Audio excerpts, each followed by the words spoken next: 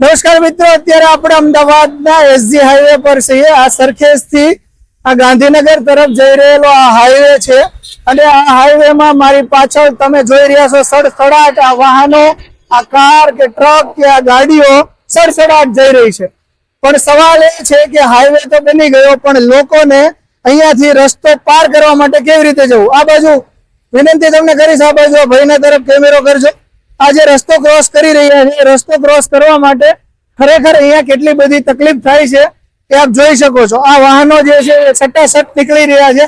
કદાચ અહીંયા વાહનની સ્પીડ આ હાઈવે હોવાથી 80 થી 100 ની છે। સામે કરજો કેમેરો એક બાજુ, પેલા ભાઈ ક્રોસ કરી રહ્યા છે।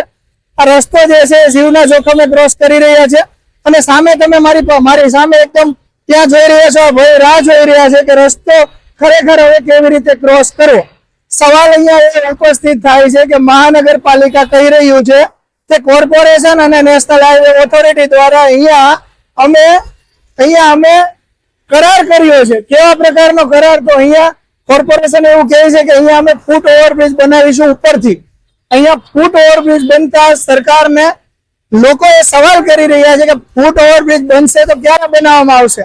આપ મારી પાછળ જોઈ શકો છો, આ જે જગ્યા છે જ્યાં લોકો બેઠા છે, આ લોકો રાહ જોઈને બેઠા છે કે આ બાજુનો રસ્તો ક્યારે બંધ થાય કે ક્યારે વાહનો ઘટે તો અમે લોકો રસ્તો ક્રોસ કરીએ। આપ જોઈ શકો છો નાના બાળકો પણ અહીંયા બેઠા છે। આ રસ્તો ક્રોસ કરવા માટે લોકો રાહ જોઈ રહ્યા છે।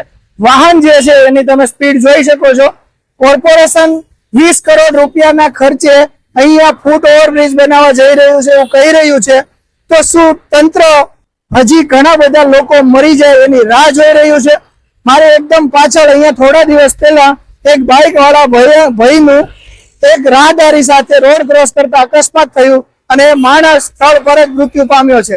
જેમના પરિવારે વ્યક્તિ ગુમાવ્યો હોય એમને દુઃખ હોય કે પરિવારનો સ્વજન ગુમાવવાનું દુઃખ શું છે, હું અહીંયા બતાવીશ। આ ભાઈની સામે કેમેરો કરજો, આ ભાઈ રાહ જોઈ રહ્યા છે રસ્તો ક્રોસ કરવા માટે।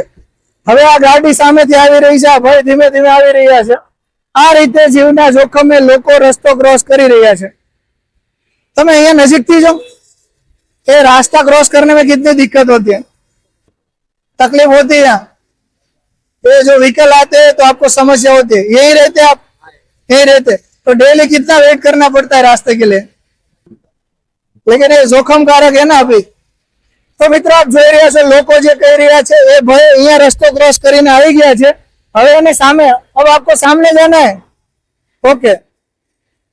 जो મિત્રો ભાઈ છે એ રાહદારી છે, હવે એને સામે જવું છે। હવે આ વાહન અહીંયા સડસડાટ જઈ રહ્યા છે।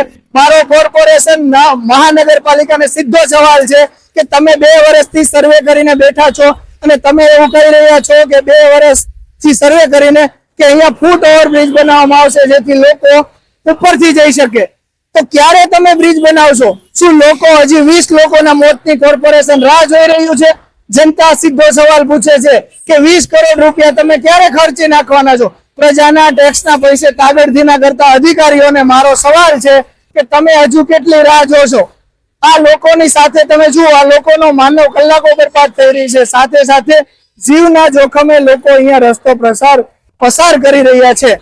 आ तंत्र ज्यारे नथी बोलतुं त्यारे सत्याग्रह अवाज उठावशे અને સત્યાગ્રહ મીડિયા અત્યારે અમદાવાદના એસજી હાઈવે પર પહોંચી ગયું છે અને અહીંયાના લોકો સાથે આપણે વાત કરવાનો પણ પ્રયાસ કરીશું। કેમેરામેન સારંગ સોલંકી સાથે રામકુમાર, અમદાવાદ।